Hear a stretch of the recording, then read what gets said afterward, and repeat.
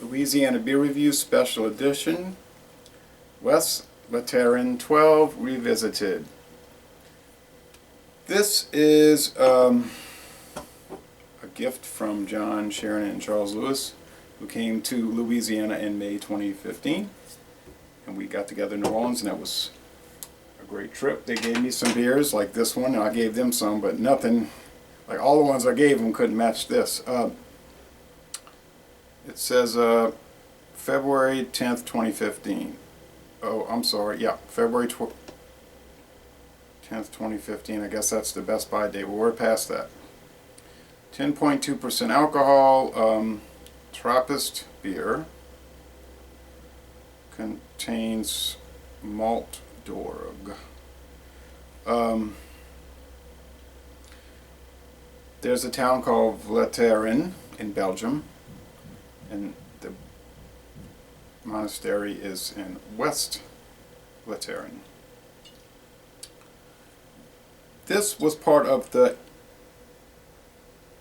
importation of the beer, the special importation in 2012, when they brought it in, and it was available in many states. I know Houston couldn't get it. We got it here in the New Orleans area, and it lasted about an hour. I guess it sold out all across the United States. They brought in about 7,700 six-packs, and the gift pack came with the 2 glasses. I gave one to my friend Paul, and 6 beers, and it was $84.99 a 6-pack. They were trying to raise money for the monastery. I drank one, Paul and I shared another, and then somebody traded for one.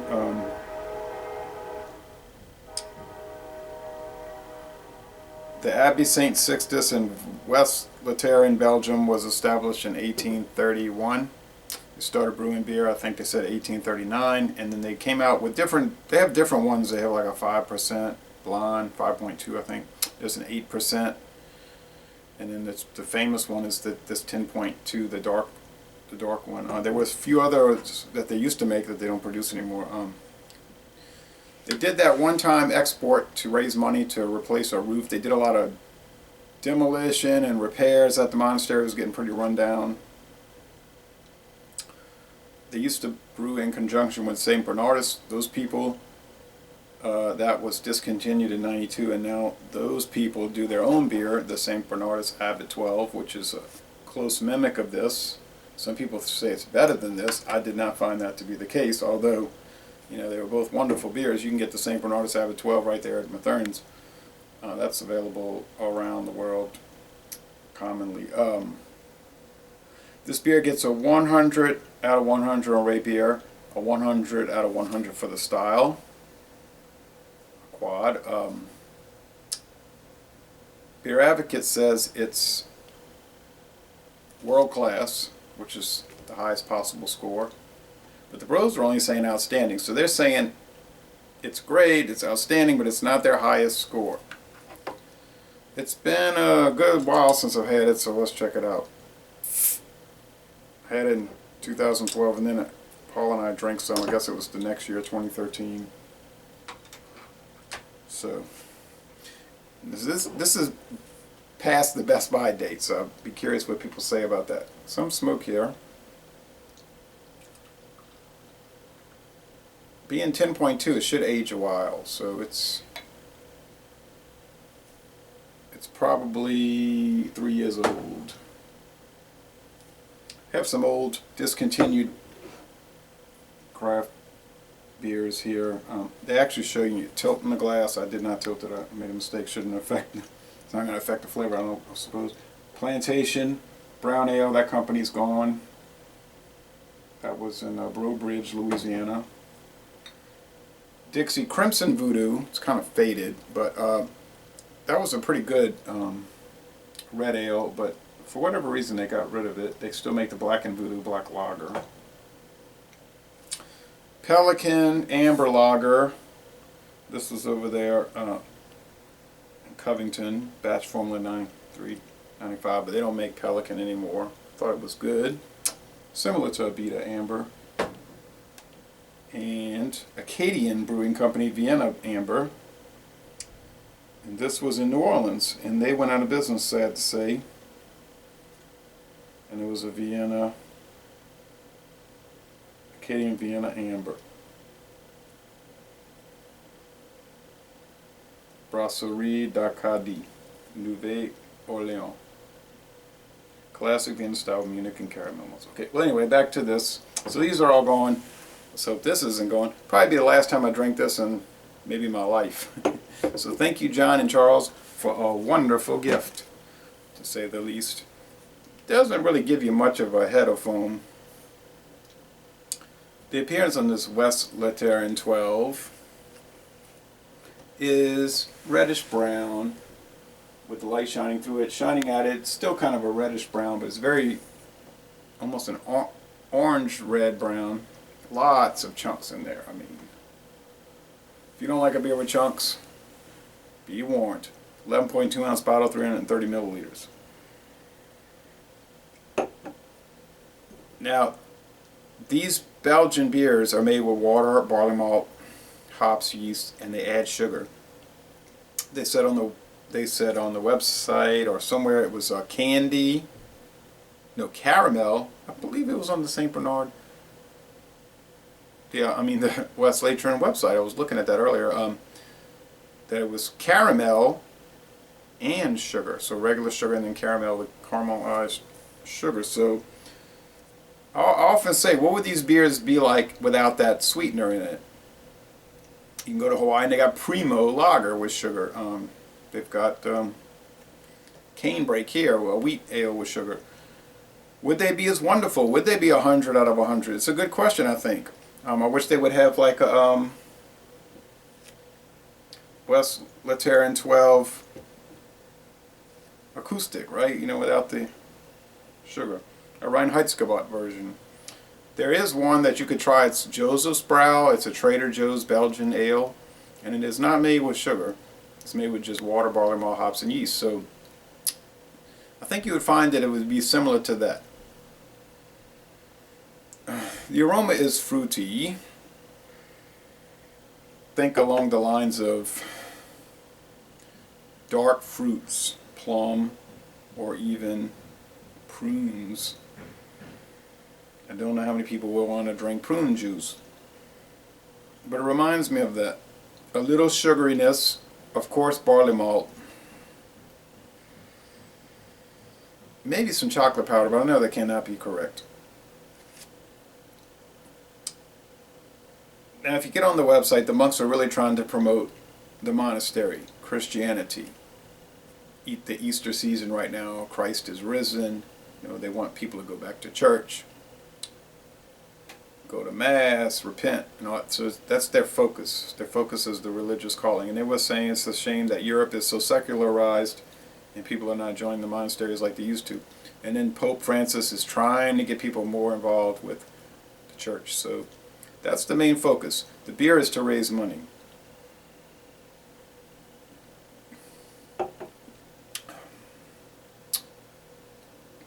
It does not hide the alcohol very well. I mean, when you take the first sip, it is very alcohol driven. But you get the dark fruits, you get the sugariness, you get the dark, medium to dark roasted barley malts. There's some hop bitterness. It's mainly to balance it out, because if they didn't have the hops, it would be so sweet it would not be enjoyable. But it is boozy. It's going to make you think of brandy. You might be able to find this on the black market. Or you could go to Belgium, to Flanders, and buy it at the monastery. They want you to make a reservation to get. You have to buy it by the case. You can't just go buy a single bottle. But people do buy this to resell it.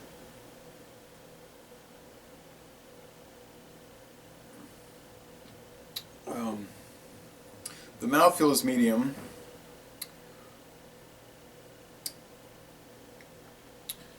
Medium to heavy. It's syrupy, slick.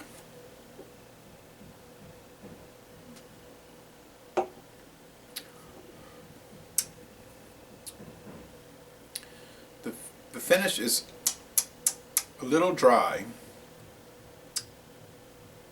Sort of like, it makes me think of a mimosa. That's what orange juice and champagne. Well, the orange juice, you got the citrus acid, and you got the sugar, and here you've got and you have the champagne booze, and this has some of those characteristics.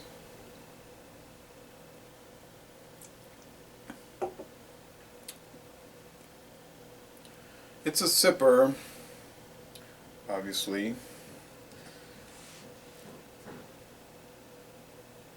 There's a faint background grain husk. You'll get that with these Belgian beers because of the high gravity, the high alcohol. But it's sort of masked with the sugar and the sweetness.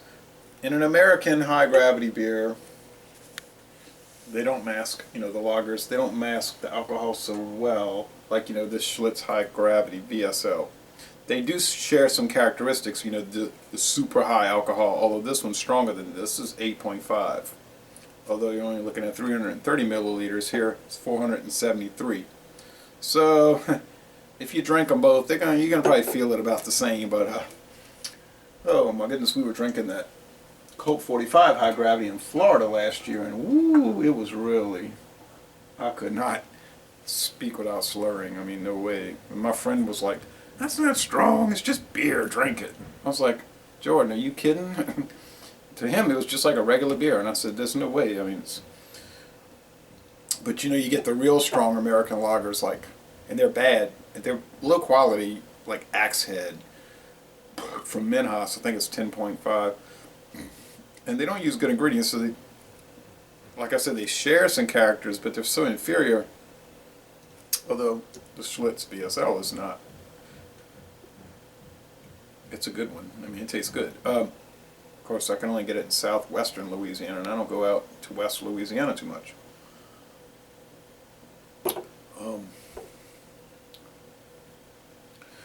This just has, that one, I'm talking about the very smooth lager. That one is smoother than this, and it's, but you get that booziness. It's, and it's a lot more in the grain, This one has grain character, though. With the sugar, it does add an interesting touch. They probably add sugar to the VSL to get it to up the ABV,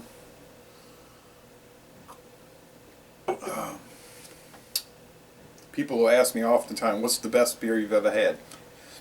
It's so hard to say because there are so many profoundly good beers. You can think of all the Trappist beers. Most of them are very, very good. Like Benno, and that was a mild one. But the St. Bernardus and the Chimay, of course, those are all at or absolutely on 100 out of 100. So it's like, take your pick. Now, if you cannot get this, and chances are you can't,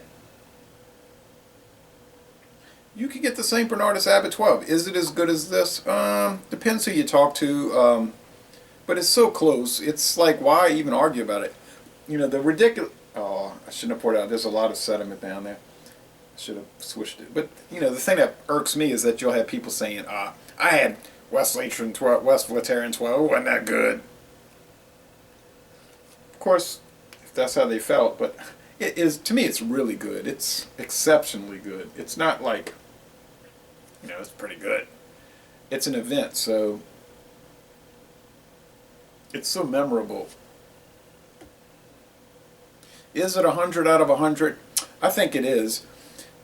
I would have to give it a world-class score. It's certainly one of the best beers I've ever had. I would like to try an acoustic version, to use a musical term, without the electric guitar, without the sugar. I think it could change it. May not. Might. Should have swished before I poured, because there is some, it's just going to give it a little grittier thing, a little richer thing. I know I'm going to see a cloud. Yeah, it clouded it up and chunked it up. So it just kind of beefed it up a little bit. It gives it more of a, a prune pulp type feel maybe, but you hate to do this because you're wasting so much money. Just a few drops, but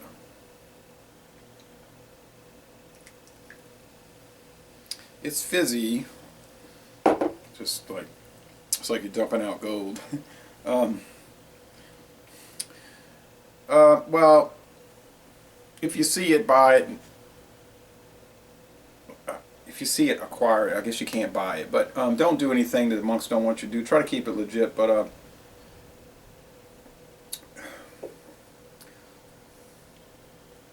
in some way it's in some ways it's a little simple. Like you get the bread crust and the dark fruits, and it's not like super complex. Like you watch some videos and they'll talk about all these descriptors. They name 20 descriptors, and it's like anise. You know, maybe it's like anise and licorice, but really it's like all the things I described, which weren't that many adjectives. It's just good. It's really good. You say, well, what, do you want to drink it every day? I could, yeah, I conceivably could drink one every day. I don't think I would get tired of it. I don't think it's too rich. I don't think it's too overbearing. I think it's just fantastic. So I'm going to savor this, and then we'll be back to the new Glarus, finishing that up, and on to other exciting things. So thank you for watching this video production. And I'm going to end this review by saying, y'all come on down to Louisiana. Yikes.